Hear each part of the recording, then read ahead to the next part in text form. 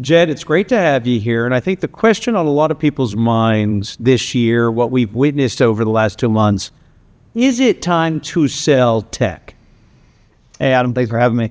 I don't think so, no. And I guess I would like to maybe break that down by group within tech, if we could, to give you a little bit more nuance. Some areas of tech are riding high at all-time highs, really optimistic investor behavior related to those stocks. And I'm thinking there of a lot of the semiconductor stocks and a lot of the technology companies that are exposed to the data center construction CapEx that's so feverish right now.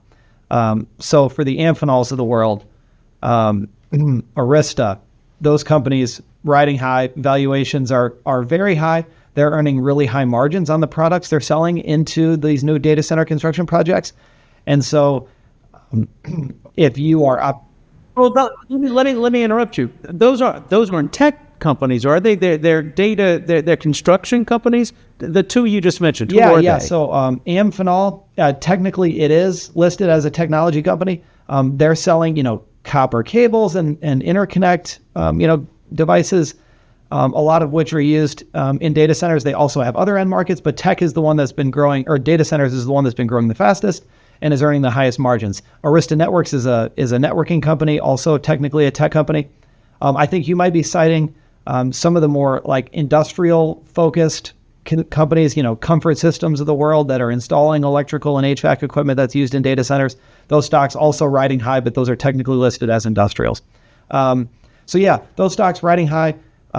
There's a lot dependent on data center construction spending continuing to rise. That's the only way those stocks are going to work from here. That is, I think, a fairly risky proposition. Those are fairly volatile stocks, and they're earning, new product revenue year after year. That's a totally different profile. Oh, go ahead. Were you going to say something? Well, so what we're talking about here is when people say sell tech, they're talking about sell the Mag 7. You're saying, look, there's plenty of opportunity in tech. Just you've got to look bigger than the Mag 7. The Mag 7 is only part of the story, and the Mag 7 is not one monolithic group that's all behaving the same and earning revenues and business economics out of the same. I think that a lot of nuance is required, especially now. I think that's really like we've entered a new chapter in the stock market as it relates to AI. A year or two ago, I think it was enough to say AI is going to change the world. That's going to benefit all tech companies and every Mag 7 company.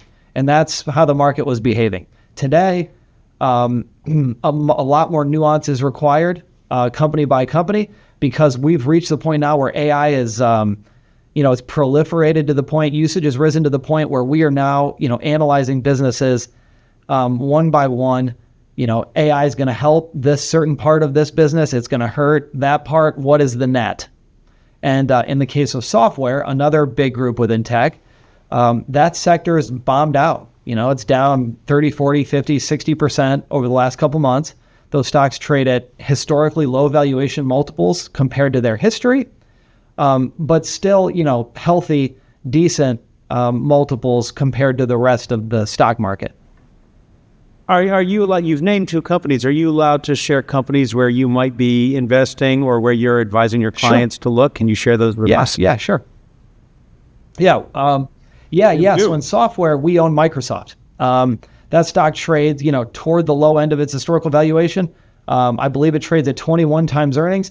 There are no growth consumer staple companies that trade north of 21 times next 12 months earnings.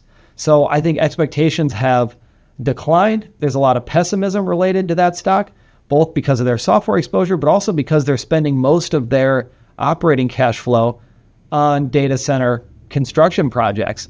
And investors are really concerned that free cash flow number has declined a lot for Microsoft and Meta and Amazon and Google too.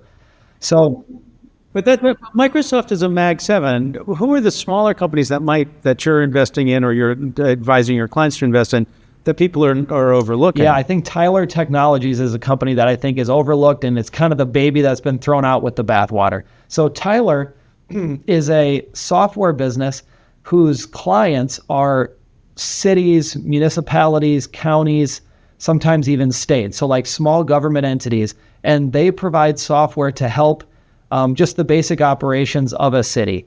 The court and justice software system, the accounting system that helps manage the city's finances, the park reservation system if you want to rent the gazebo across the street.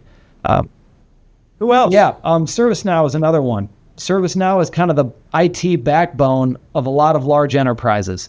That stock is down dramatically, over 50% in the last 6 months.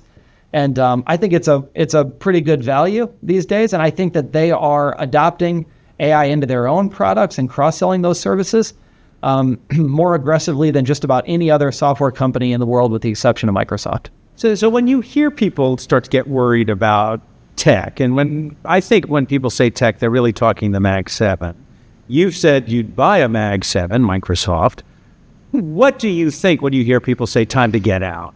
The AI juggernaut is perhaps a bit of a bubble. Yeah, I think that kind of shoot first, ask questions later approach exemplifies market behavior today. I think that irrational is not a word that I would use, but kind of extreme and perhaps emotional. Really, irrational is a strong word, but yeah, I do think that like market participant behavior is abnormal today. And what are your clients asking regarding tech right now? Yeah, I think that there's a lot of fear and trepidation and skittishness. AI it's being adopted by people faster than any technology has before, and certain people love it, embrace it. All the software coders out there, but a lot of people are, what you don't know or what you don't understand makes you a little fearful, and I see a lot of that just in general, talking to clients, talking to other investors. Fear of the unknown, fear of the what's out there a couple years away that they can't imagine, but the scary aspects of it jump to the front of their mind. All right, so let's wrap up. What's the most important thing you'd want people to get from our conversation to take away? Yeah, I do think it's true that artificial intelligence, that accelerated computing, is going to be a world-changing technology. It's going to change the way that we do pretty much everything, just like the internet has. But it took the internet a couple decades to permeate our lives to the extent that it has today. I think AI will probably be adopted quicker than that, but I think that kind of adoption period is going to allow a lot of businesses, a lot of people in their jobs to adapt and evolve and adopt the new technology for their own benefit.